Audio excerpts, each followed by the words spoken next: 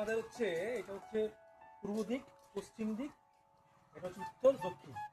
এই north side মানে এই দিক দিয়ে আপনাকে ইমপ্রেস করতে হবে। ঠিক আছে, আপনি এই জায়গাটায় একটা ঠাকুর ঘর করবেন, আমি করে দিচ্ছি আপনাকে। এখানে বারান্দা হবে, এখানে আপনার চোখ ট্যাঙ্কি হবে, বাথরুম হবে। এই দিক দিয়ে গলি হয়ে গেল বারান্দা হয়ে, এই পাশে একটা বেডরুম, আর ওই অগ্নিকোণে রান্নাঘর, আর এই নড়ির কোণে আরেকটা বেডরুম হচ্ছে। নড়ির কোণ বেডরুম আর রান্নাঘরের মাঝখানে সিঁড়ি হবে। সেই সিঁড়ির পুরো জায়গাটা হলঘরটায় আপনারা থাকতে পারবেন, মানে ডাইনিং প্লেস করতে পারবেন, ড্রয়িং রুমও করতে পারবেন।